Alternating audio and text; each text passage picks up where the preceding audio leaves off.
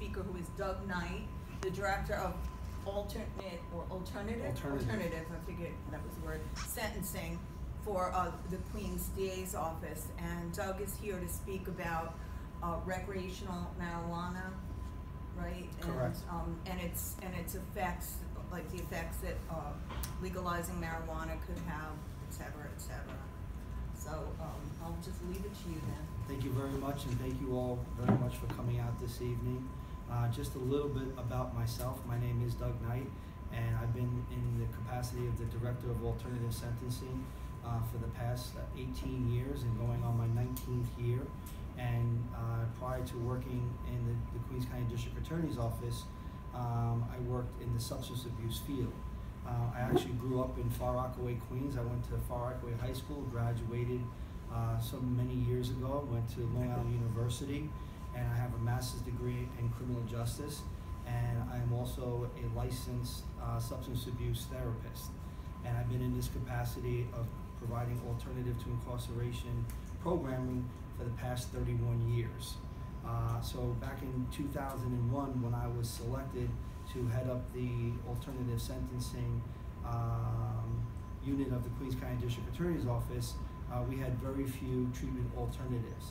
And since then, and under the leadership of Judge Brown and people like Jim Quinn, who's in the audience today, who's the Senior Executive Assistant District Attorney, we've been able to develop and implement over 35 alternative to detention, alternative to incarceration, and alternative sentencing initiatives here in Queens County. We have individuals that we can accommodate pre-arraignment, and those are individuals that never see a judge, and we can accommodate them and exposing them to the appropriate clinical services. We also have services in arraignment so that we can expedite getting people into the appropriate treatment services as soon as they enter into the criminal justice system. We also have services available for individuals post-arraignment, pre-plea. We also have services available for individuals who plead guilty and are awaiting sentence, and we use the leverage of the criminal justice system for individuals to address the underlying clinical concerns and issues that they ordinarily would not address without the leverage of the criminal justice system. We call it changing stinking thinking to a certain degree. We also have services in place for people who have been sentenced and want to avail themselves of certain types of treatment services, whether it be a DWI, a drug conviction, and alike. And we also recently began providing services on a re-entry level. So those individuals that have pled guilty and went upstate and did a state jail sentence, we collaborate with the Department of Parole, and we assist individuals in providing enhanced treatment services so that they don't reoffend and go back to state prison and hopefully become law-abiding citizens. So as you can see, under the supervision of and the leadership of District Attorney Brown, we have been very proactive in developing all sorts of different services to address the underlying clinical concerns which lead people involved in the criminal justice system. There are two programs specifically that I just want to highlight, and then I'm going to go into the presentation about marijuana. The first program is our Marijuana DAT initiative. Any individual that gets arrested in Queens County for possession of marijuana receives a desk appearance ticket. We get that information from the police department, and we send out every individual a letter asking them if they would be interested in coming in and meeting with a clinician. If in fact they respond positively and they do come in on their own accord and meet with a clinician, and it is determined that they do not have a substance abuse concern, we will then what's called 343 the case, and that means the case will be dismissed and sealed, and it will be as if it never happened. And that's before they will ever see a judge. So we take a proactive approach to try to assist young people and people that get arrested for marijuana possession in avoiding their involvement in the criminal justice system altogether. That's one of our program initiatives. Another program initiative that I wanted to highlight here this evening was our Queens Treatment Intervention Program. It's one of our newest initiatives, and many of you may be very familiar with the opioid epidemic that's facing not only Queens County, but also the nation. Just to give you some context, in 2017, we had 173 individuals who were fatally overdosed here in Queens County. It's 173 people that, if in fact they were exposed to the appropriate treatment services, may not have passed away. Unfortunately, in 2018, that number did not decline.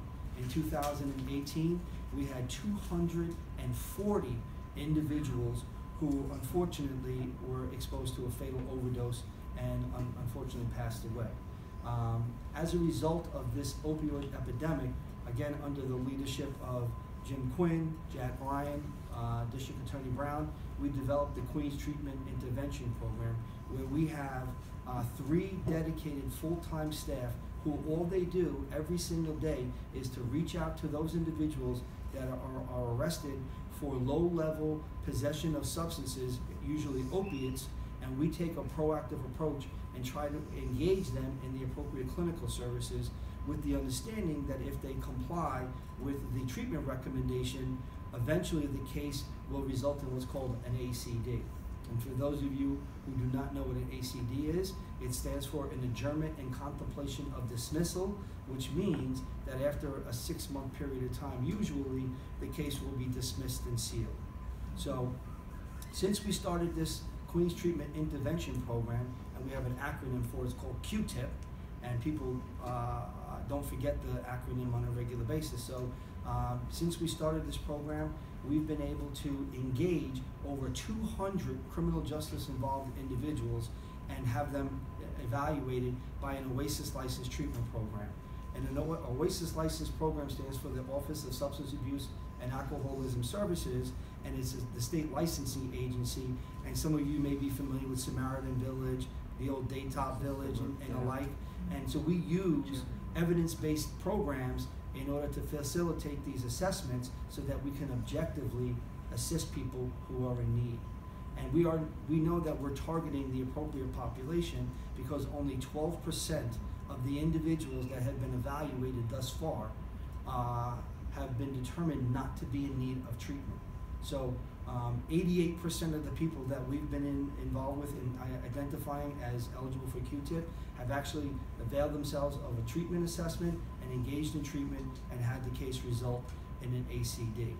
So those are just 2 initiatives out of over 35 plus that we've been able to institute here in Queens County over the last 20 years and really accommodate the constituency of Queens County and assist them in addressing the underlying issues and hopefully get them out of the criminal justice system altogether. I also would be remiss if I didn't thank the members here at the dais and the Mid-Queens Community Council for inviting me here today. I'd love to come out and talk about all the wonderful things that we're doing on a regular basis.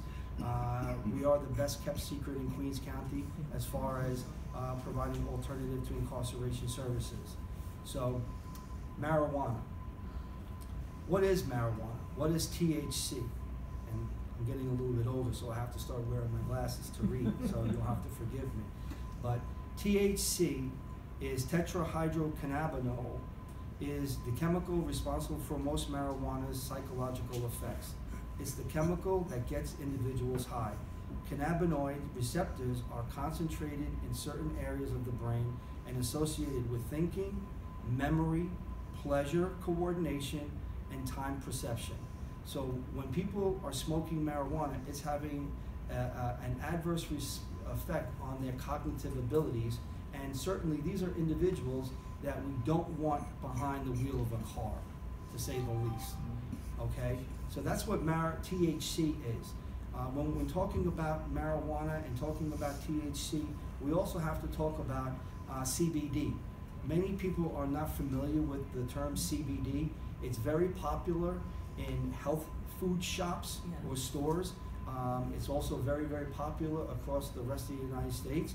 But CBD is a naturally occurring compound found in the resinous flower of cannabis. So it's basically grown the same way that cannabis is grown as far as the THC, but it's a different part of the flower, and it basically has no psychoactive effect on a person's ability to function. So individuals that are using THC or marijuana with THC, it's having a negative impact on the psychoactive ability of that individual. If in fact somebody is using CBD, it is not going to get them high. And some of you may have heard in the past or recently the term hemp, okay? But hemp is basically CBD. It is legal. It's a substance that you can find in many health food shops. It's also a substance that's often sold in establishments where it is added to food as well as teas and things of that nature. So those are the two ingredients, or those are the two issues that we're going to be talking about here today. And according to the Center for Disease Control, marijuana is the most commonly used illegal substance in the United States, with over 37 million users in the past year.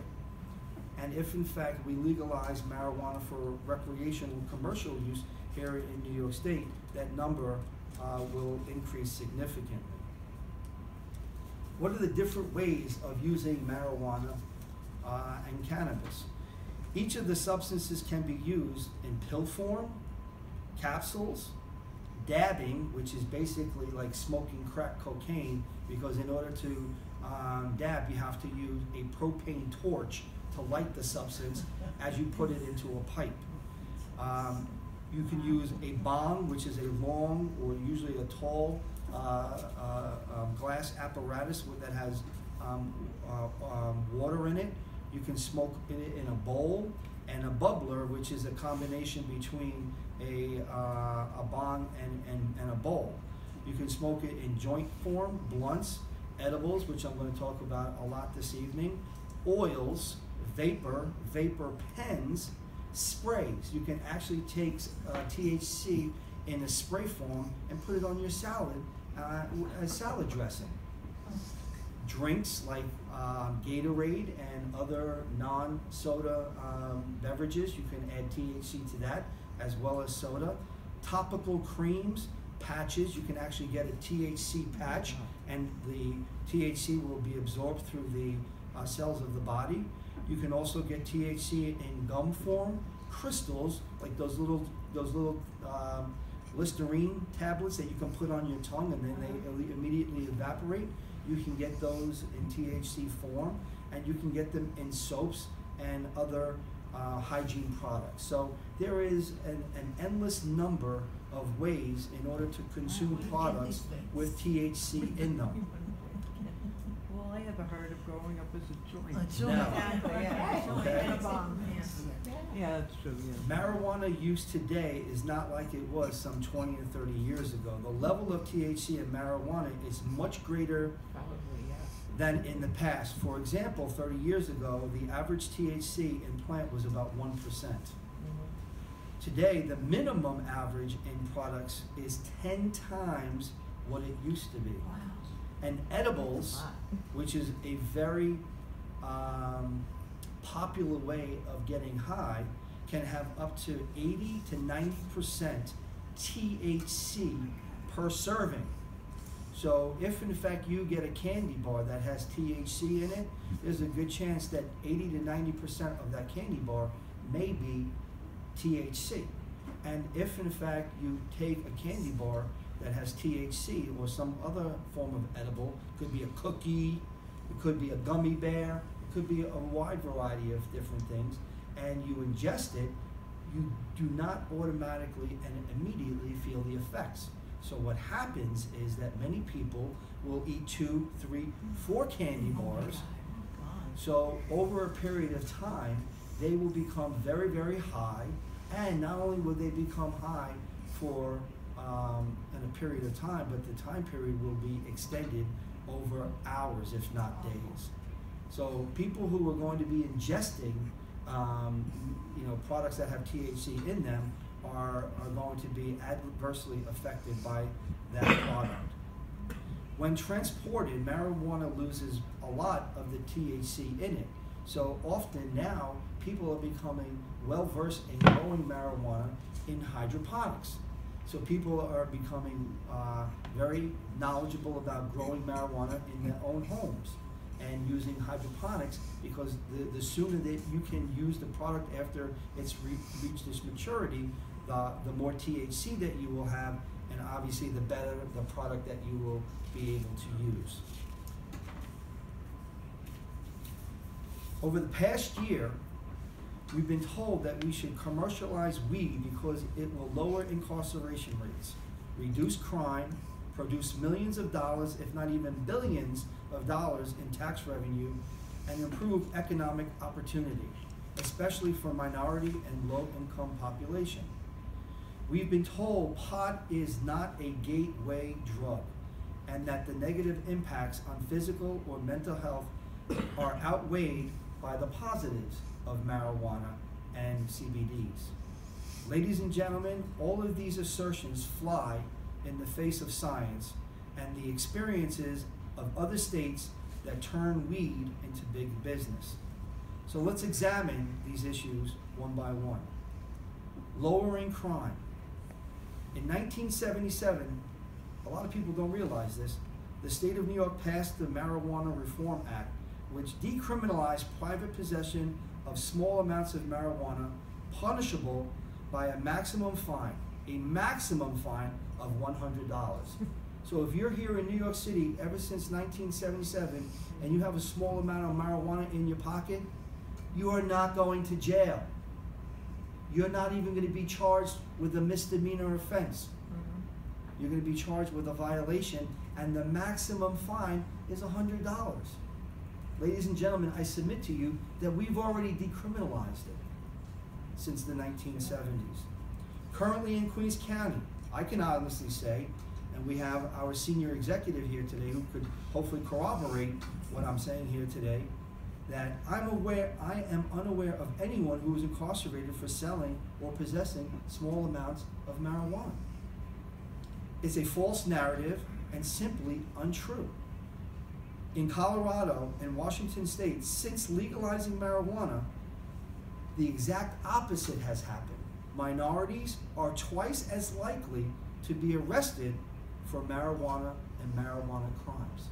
So legalizing and commercializing marijuana in the states that have already done so, it's actually had a negative impact on the communities in which they're trying to now benefit.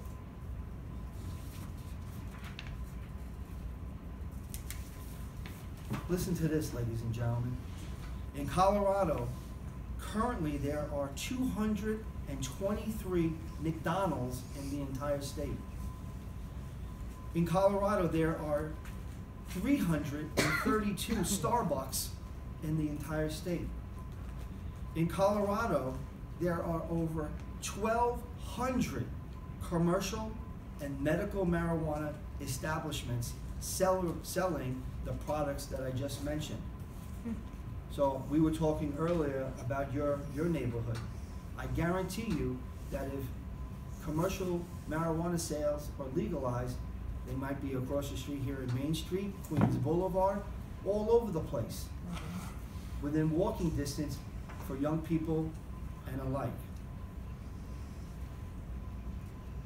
Most states tax marijuana at a rate of about 30%, which creates, in my opinion, a black market. What I would mean by that, if you look at an article in the Post, I think it was yesterday, they talked about if they legalize marijuana, it's going to create a black market, and people outside of the state and even in the state are going to be selling it, and they're going to be distributing it at a lower cost, and people are going to benefit from that, and the tax revenue, I believe, is not going to be generated as much as it would be. And don't forget, in 1977, we passed the law, the Marijuana Reform Act, which decriminalized private possession of the sale of marijuana. And God only knows when we legalize marijuana, how much marijuana is going to be on the streets of Queens County, New York City, and alike. Number two, it's going to produce millions of dollars in tax revenue. A Colorado study found that for every dollar received in tax revenue, $4.50 was spent to mitigate the social cost including workplace, health, and criminal justice issues. So for every dollar received, the state had to spend $4.50 to offset the cost of marijuana issues. Homelessness is an unintended consequence of the legalization of marijuana in those states that have already commercially legalized marijuana. New York State has indicated they will tax up to 30%, with the money returning to communities hard hit by arrests and disenfranchisement over the years. However, I submit to you that politicians are now talking about taking the proceeds of the taxes and now putting it into the MTA infrastructure. To me, it's somewhat hypocritical because originally they talked about taking the money and putting it into disenfranchised communities. I believe that this is going to be a way for them to generate taxes and take the money and put it into the infrastructure of the city, which frankly I don't personally have a lot of confidence in. However, politicians are now stating they want to use the millions of dollars generated of pot sales to use for mass transit infrastructure improvements. Number 3, marijuana is not a gateway drug. Being a clinician, this is a topic that is close to my heart. Well, let's see how well New York has done with cigarette smoking.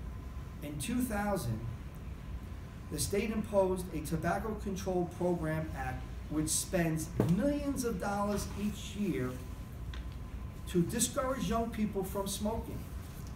Between 2014 and 2018, according to the New York State Department of Health, e-cigarettes use increased 160%.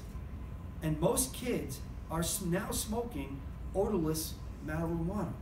If you smoke marijuana in a e-cigarette, it's odorless and it's tasteless. So if you have a family member or a child or a grandchild, nieces and nephews, and they're smoking marijuana right in front of you, you'll never even know. You just think they're vaping.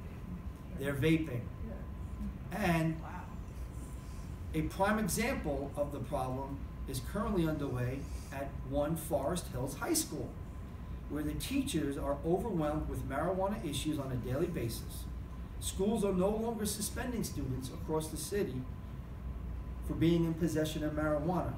They're just receiving warning cards, and in some instances, they are reaching out to parents and notifying them of the situation. Big tobacco will squeeze out small businesses. The state talks about taking the money and giving it to entrepreneurs, small business people.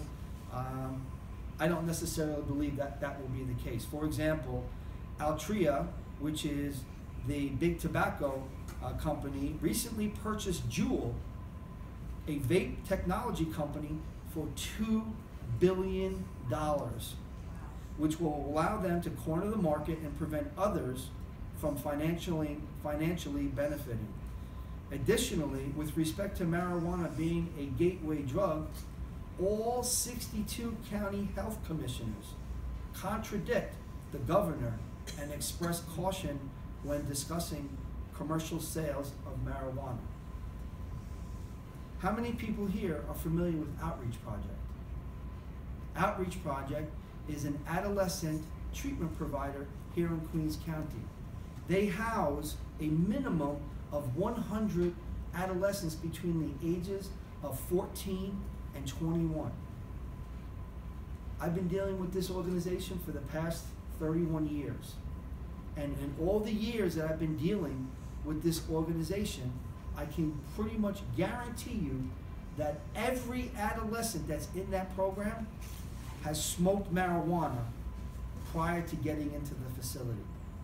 So for people to say that it's no longer a gateway drug, being a clinician and having facilitated over thousands and thousands of clinical assessments, I can assure you that the overwhelming majority of the people who have been interviewed indicate that smoking marijuana was the primary choice of drug prior to using other substances.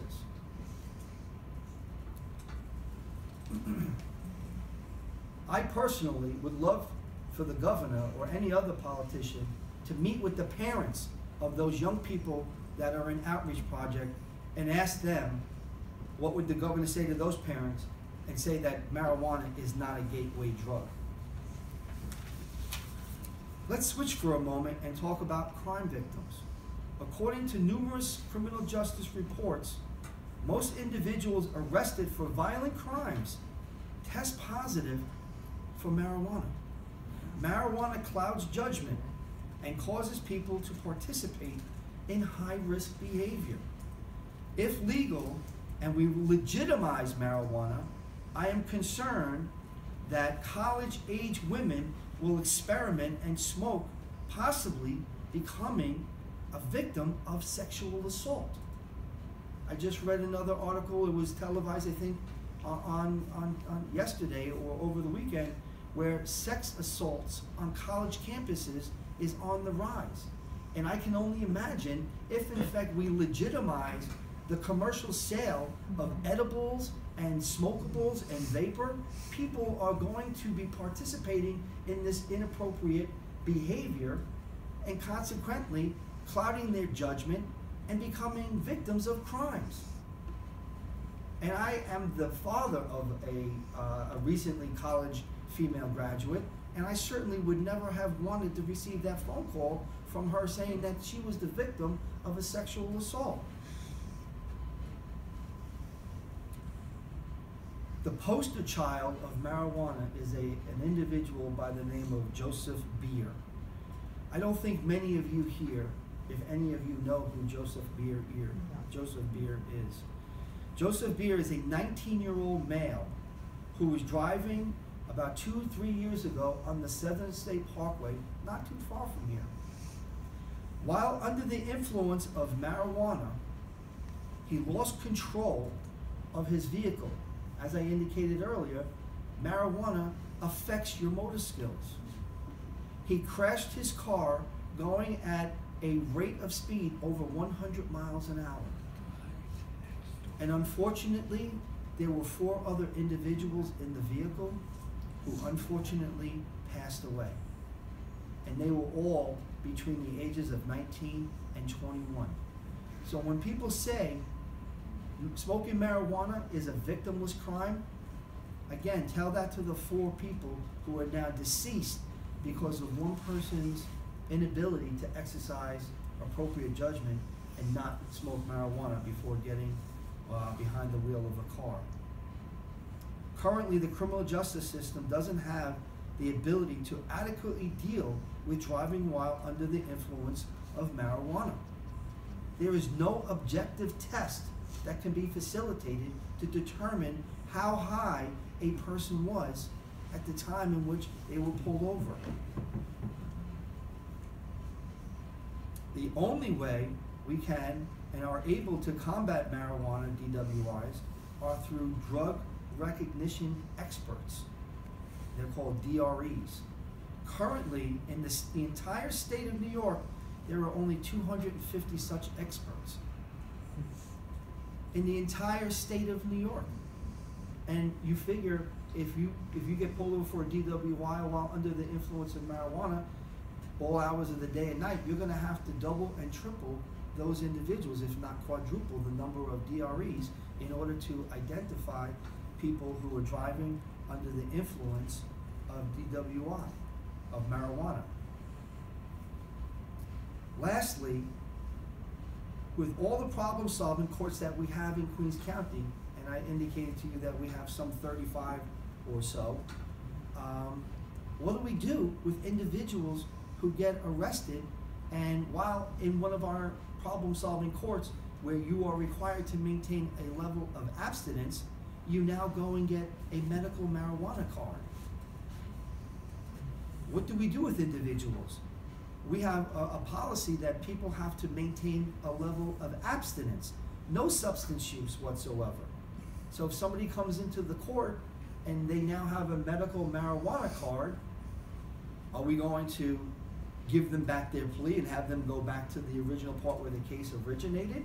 Or are we going to allow them to participate in a problem-solving court and allow them to be under the influence at the same time. Personally, I am in favor of medical marijuana. I believe when the Compassionate Care Act was passed back in 2014, for people who have specific ailments like HIV, cancer, glaucoma, Parkinson's, and things of that nature, there were about 5 issues that you could receive a medical marijuana card for. And for those individuals, I'm all for it. But now we have people who have chronic back pain who want to go out and receive medical marijuana cards.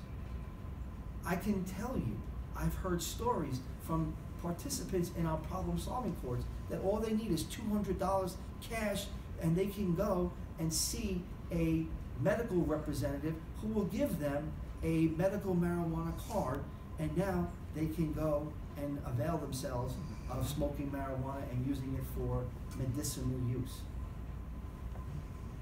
I think that it's going to be very problematic. And being a clinician in the criminal justice system for the past 31 years, I think that we are opening up a slippery slope, and I'm concerned about mostly the young people and what's going to happen moving forward. So that's a brief overview of some of the concerns that we have in the criminal justice system, and I'd be more than happy to answer any questions that you may have, or we can open it up for discussion. I have a question. Go with her first. Okay, just a question. Is marijuana addictive?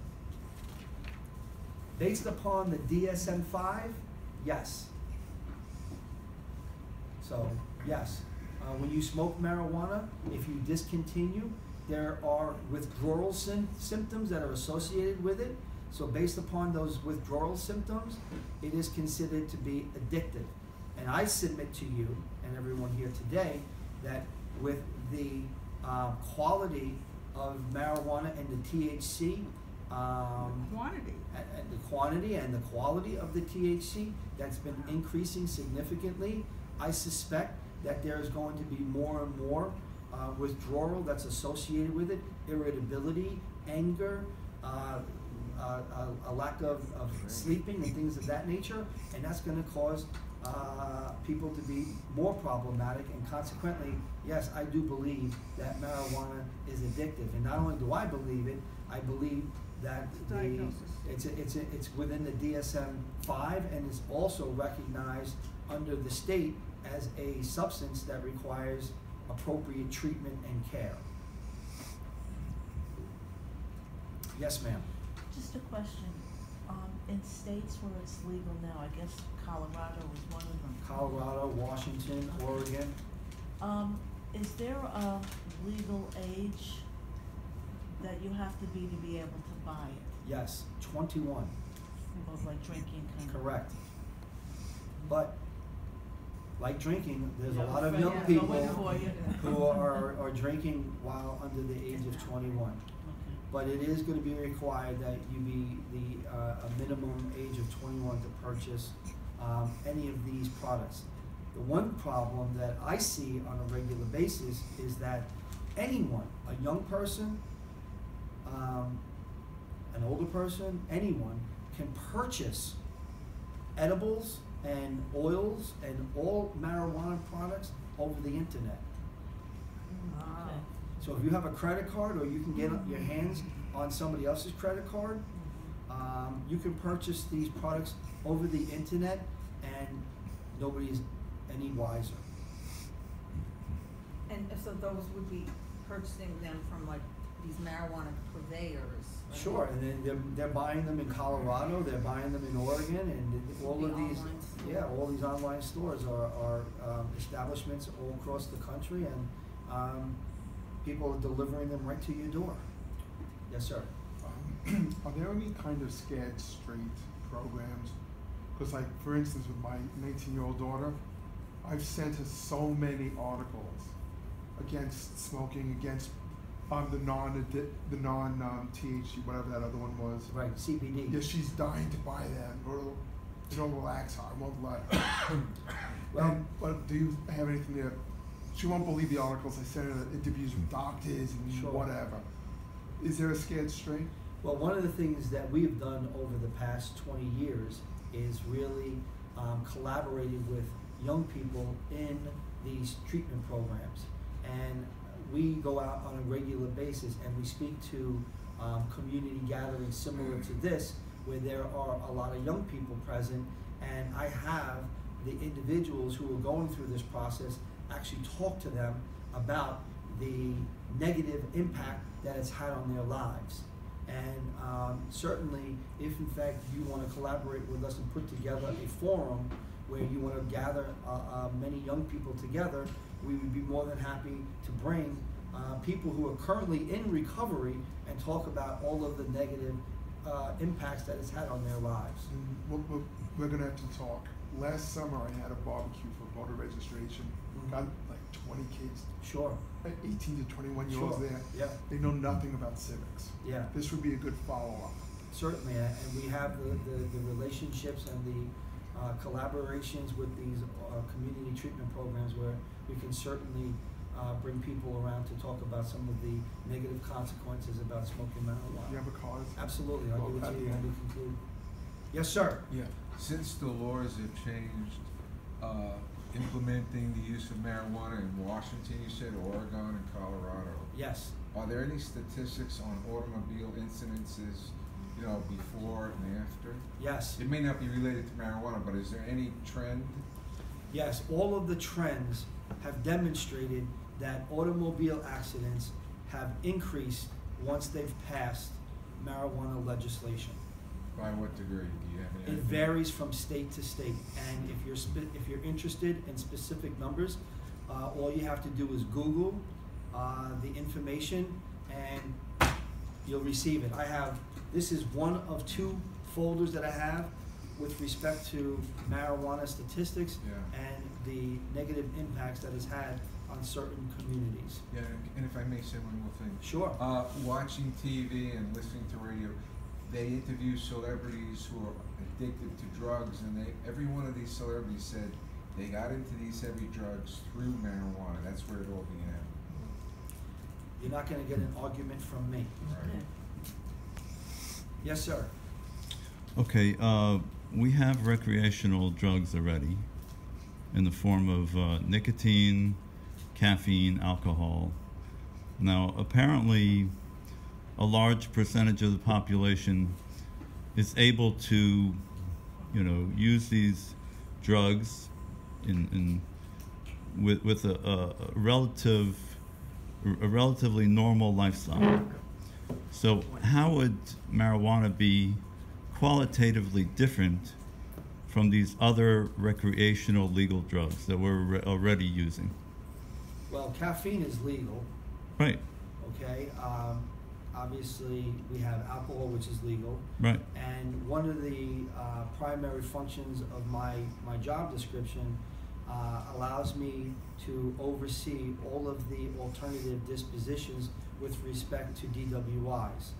And if in fact anybody spent a day with me in criminal court and spoke with the individuals that were arrested for driving while under the influence, okay, and see the devastation that it has wreaked on their own personal lives and their families' lives and other people's lives, I think that they would agree with me that there are some ill effects of drinking within our society. No doubt. Okay, so to your point, I think that we know that there are some negative consequences to alcoholism, and we haven't even talked about if in fact you are pregnant and you smoke marijuana, the negative impact that may have on the fetus, which is obviously relative to alcohol and pregnant women. So, like I said earlier, it's going to create a slippery slope, and who wants to be Joseph Beer's mother or the 4 other victims who have died in a marijuana fatality car accident and have to deal with telling those parents the concerns of marijuana and the legalization. So, based on that logic, would you criminalize alcohol? Well, I mean, that's not for me to determine. That's really up to the legislature, and that's way above my pay grade. I think we've tried that previously, and it didn't work out. That's so exactly well. the point. So, we'll see what happens. But I would say that, I could have a drink right now. I could have one drink. It could be a beer, it could be wine, it could even be something stronger. And I won't be drunk, I won't be buzzed, right? But according, to what this gentleman was saying, the level of THC, I'd have one gummy bear or whatever it is that has this in it, and I will be high. So I think that's a big difference. You can drink socially without being drunk by controlling how much you drink and making that conscious choice. I'm not going to drink this much. I'm not going to become drunk. I'm not going to drive my car drunk. I'm going to stop now. I had my drink with my friends, and now I'm just going to drink soda. But apparently, and I did not know that it had become so much stronger, and that's really alarming. So I would think that means that whatever product you're using, you get high pretty much right away. Right, but could it be argued that if it were regulated, that the government could set a measure that this could be comparable to a drink of alcohol? This is exactly what I It's think possible. you're looking for, is the equation Right. of, how many drinks does this, equate And to? appropriate warning labels could be put on the product And list. I They're think going to do that hasn't regardless. That hasn't worked with But, tobacco. when you talk about marijuana and driving while under the influence, there's a whole host of problems, and we can, discuss that later on and after the meeting. But I think what the issue is the variety that the marijuana is now being displaced in, and the quantities where, with at least, a beer and alcohol and liquor, sort of But have that could be alcohol. regulated. That could be regulated. It can- So I don't know, regulate, but it's. why not? What If it's a saying- legal product, it can be regulated. What I'm saying is you can know the equivalence. Right. Okay, that you can make a decision on it yourself, and I think that's what mostly people do if they drink. If they have a glass of wine, or if they have a beer, they know their limits and whatnot, okay? But with the marijuana, I think now it's such a new thing in that sense that you're not gonna be able to equate, and especially the varieties. But of that's it. what research is about. In other words, But we're if the guinea research pigs at this point. No, the marijuana has been studied plenty. I'm sure scientists could devise measurements like equivalent of doses that are made to make you a little bit relaxed, as the equivalent of a social drink, but not make you, high. Well, I think the thing that what Doug is bringing out now is that the guidelines are not in place Right. before this law is coming into effect. And I think that's a big concern too. How do we deal with all these issues that are being presented to us? And that the guideline, it hasn't been thought through. Well, there's a lot of issues, and that's why we're having discussions here. And there's hopefully they'll continue to have discussions within the legislature, and we'll see what happens. Right. Yes, sir. The gummy bears and the other foods you mentioned, what's to prevent an underage child, even someone under 10, seeing, oh, mommy has these cool gummy bears. When she's out of the house, I'm gonna go so take they're some. gonna eat those. That is certainly a concern, and I know that in other states, they've had situations where the gummy bears have been eaten by infants or young people, and they've had some negative impact. So it's a problem. It's a problem, and it's Why is the concerning. government so, excuse the expression, so dumb, so blind? Because the Why? voters Oh, are. because they're politicians, that's why. Well, It's the it's up to voters who vote for it's up to the vote. legislatures to make these It's just decisions. insane. Well, there's also self-responsibility. I mean, people have to lock up their guns, their liquor, and in this case, they have to lock up the gummy bears. Like Right? with It's the so easy if laundry you- pod if you thing, hide- it's like, Exactly. If you hire off the gummy bears, you're not gonna think of locking them up when you're so high. They're gonna Oh. fall asleep and they'll Okay. be sitting there for the kids. Well, you already have that when you have all of these addicted parents with their kids, and the kids are But you're just crying making and the situation running out worse. their houses. What about all the legal medications that are in the medicine cabinet? So in other words, we should not vote for any of the Democrats because they all want national legalized marijuana. Yeah, but Well, I'm here this evening just to point out some of the concerns that we have, and certainly it's something that will continue to be discussed, and hopefully appropriate measures will be taken, and eventually the constituents of the state of New York will be protected, and we can live in a safe society. Well, so my question to you then is, because you have all of this, frontline experience, which, it's great, and they're making, they're talking about things like, as always, putting I can never get to say the horse before the cart, whatever, you know what I mean? So, yeah, that thing. And, they're just doing this without thinking, without researching, without speaking with folks like you that know firsthand. Is your office, and this community outreach part is great because, people need to hear this and need to speak with their legislators, but is the DA's office, speaking to them and saying, hey, you gotta listen up to this, and maybe it's not such a great idea. I know that, and I'm not going to speak on behalf of the district attorney's office with respect to this issue, but they have submitted a statement. I think the office's position has been very clear in that we are an office of law enforcement, and depending upon what the legislature does, we will act accordingly. Okay. And to your point, certainly I have over 30 years of dealing with alternative sentencing and addiction. I have had numerous clients over the year who have smoked marijuana but never used heroin.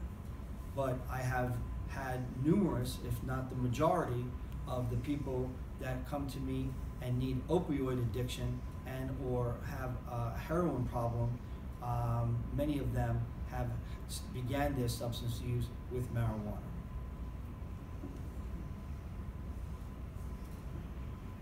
I have a friend who is at the Board of Elections.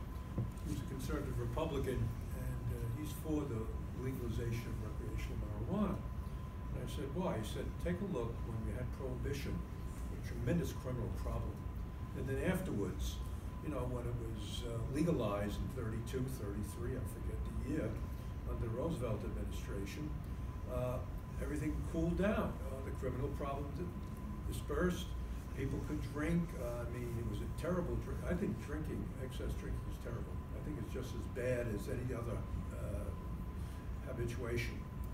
But he says if you legalize recreational marijuana, the same thing's going to happen. Right now it's under the table, it's going to come out, people will understand, they'll monitor it, there'll be AAA for, marijuana, that sort of thing. We don't know. We don't know. Alcoholism is a terrible, terrible, terrible addiction. Just terrible. Marijuana use under the lack of laws that we had, yes, we've had some problems with it. But now, this is a different culture than it was in the 1930s or 1940s or 1950s. This is a counterculture that you have for the young people. And all of a sudden, you're going to have the legalization of marijuana. It's going to explode as a habituation. And people will be driving cars under the influence. I don't want any alcoholic driving a car. But if you have, you're going to double your problem when you have marijuana smokers doing this. That's what you're going to have. But in a way, you're taking away the cool factor. Once you make it legal, you're kind of you're taking the edge off of it, and young people want to be rebels are not going to feel so rebellious taking a legal product. Well, the backyard stills went out the window in 1933. You had the regular beer, etc., alcohol, etc., in front of you. The stills, as we knew it in the 1920s, which killed people because they had lousy alcohol to it, killed many people. But now you're going to have the recreational use of it, and it's been said time and time again, who's going to make this product? Will it be in the backyard of someone's house? Will it be in the basement? It's going to be all over. And if you have one or two big corporations governing it, and all that money is going to come out, all right? And it's not going to be used for education or for the MTA. It's going to be used for other matters. People will go for the lowest common denominator. They're going to smoke it at the cheapest level, and then you have no controls whatsoever. And to your point earlier about, medications, yeah, there are medications that have good intentions, but they wind up with negative results. If we're going to legalize marijuana, it could be distributed in pill form, in capsules. Why not distribute them in pill or capsule form, similar to the way medications are regulated? Good. Why does it have to be burned? Why does it have to be put in soda? And why does it have to be put in gummy bears? Why can't that be regulated as such? No, I mean, that could be part of the negotiation. Yeah. Next That's up week, to the you can sign a bill legislatures. into law and pop. That's it. There are no regulations governing this. You said, why not this? Why No, not so that? why- Why don't we do this? Why don't no, we do but that? There's no way we're going to stop this. He has no plans, real plans. Who are you talking about, to Cuomo? control the governor. Okay, so that's why we can lobby for sensible, if we're going to do it, sensible marijuana laws. Not that it should be in gummy bears and all this other stuff that creates an obvious hazard, Everybody. But it, like you say, it should be in pill form, and with proper warnings and that kind of thing. We shall see. Yes, sir. Yeah, in regards to Jeff's point where he said, it's true, prohibition criminalized the activity of making and distributing alcohol, and when they removed that, it took away the crime. In the same sense as marijuana, it would probably do the same thing except for the point you made. The government is putting a 30% tax on it, and that's going to make it criminal because people are going to try and bypass the tax. Yeah, but so the crime will continue. The price will also come down. Whenever it's legalized, the price comes down, because the whole idea of the black market makes the price go up. But the price of cigarettes is not down. The price of cigarettes came up. I mean, I don't know what it is now, but when I used to smoke, I quit smoking in 2002. They were over $10 a pack of cigarettes. Most of that was tax. That's why people would, if they drove down south, would stop in like the Carolinas and buy cigarettes there. But what? Cheaper in Nassau. Yeah, but so that there you go, right there. Listen, No the bottom question. line- If you raise the taxes enough, you'll create a black market. There's no question about that. Alan, you want to say Do something? we have any idea what our Queens state legislatures think on this? I don't have any personal knowledge of what they are, what their positions are. I'm sure that their positions are made public. Unfortunately, I haven't familiarized myself with every representative personally. What I would say is that after hearing this, you now have more information to form your opinions, and just hearing people speak, I could see, there are different opinions, which everybody is entitled to. So I would suggest that you contact your state legislators and, your council members as well, and express how you feel about it as a constituent, as a voting constituent that keeps them in their job. And as a constituent of New York State, I believe the legislature will pass the legalization of marijuana. I just hope, like you mentioned, that they take the necessary steps to do it in a prudent way, and hopefully minimize the negative impact on people who choose not to smoke marijuana and may eventually become the victim of a crime. May I? Sure. From your experience and knowledge, where is most of this illegal marijuana coming into the country? Is it coming through the gateways, or is it coming across the borders, Canada? I personally cannot answer that question because that's not an area of expertise within the office. I don't. Right. I don't do investigations within the office. Well, off the record, what have you heard? No, I don't know off the top of my head, honestly.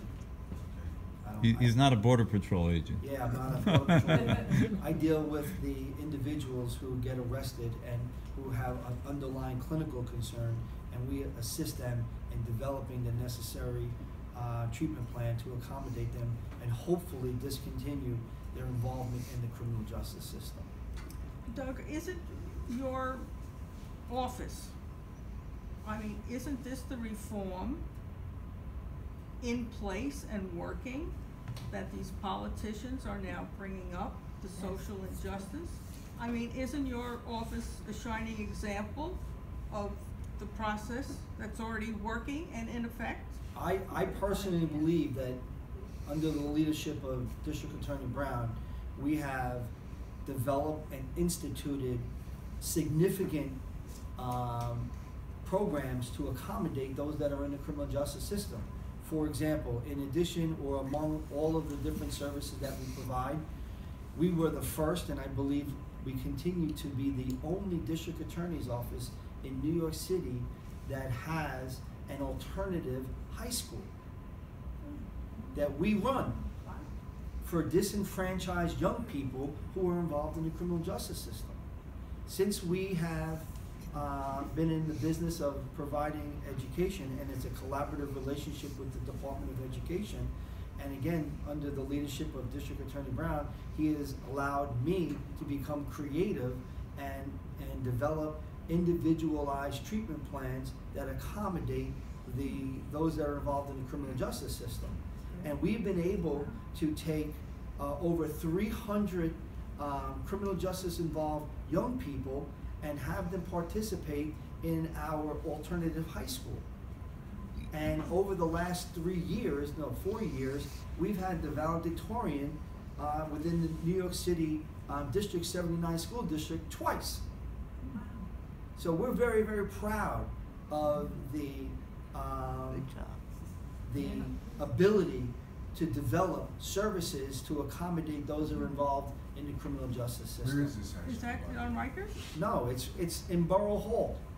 Really? Yeah, it's right next door to the criminal court building. Do the other district attorneys in Brooklyn, the Bronx, and Staten Island have your same type of office? Many of the other offices, it's my understanding, have replicated what we're doing in Queens as far as having alternative sentencing bureaus and things of that nature. But I believe that Queens was the first district attorney's office in Queens County to hire a clinician to oversee the clinical services of alternative dispositions as opposed to a career prosecutor. But I do work collaboratively with senior execs on a daily basis in monitoring the services that we have in place. And we have some of the best successful completion rates of any prosecutor's office, if not in the city, the state, in the country. If I can let me just say something. I'm Jim Quinn, Senior Executive ADA in the Queens DA's office. And I just got to tell you, I know we're in the middle of a political campaign and everything, but I will tell you that it drives us absolutely crazy listening to some of these candidates talk about how they're going to institute alternative sentencing programs and alternatives to incarceration programs in Queens County, as if we don't do it now. We have more programs. Doug has already said we have over 35 programs. We literally put tens of thousands of people in alternative sentencing every year. And to listen to some of the candidates talk about how we don't do that, it's infuriating to us. And you know, we have a lot of innovative stuff. We were the first office in the city of New York to have an alternative, a director of alternative sentencing, who's not an assistant DA, who's a licensed professional. And since we've had that, the other DA's offices have started copying that, including the Manhattan DA's office, the Brooklyn DA's office, and the Bronx. Doug has been, you know, courted by other offices, and he's stayed with us. But we have some of the best alternative sentencing programs in the state of New York, and we have some of the best success rates in the programs that we have. We're very careful in the people that we put in.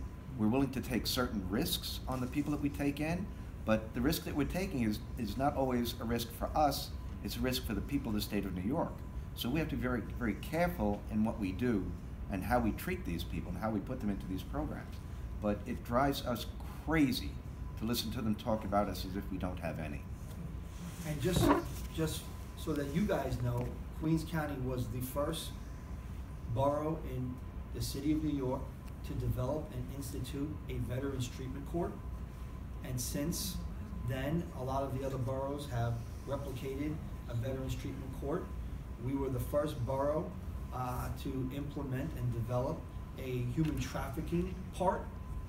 Okay, we were the first borough to require individuals who get arrested for DWI to participate in the Mothers Against Drunk Driving Victim Impact Panel, and that's now replicated throughout the rest of the city.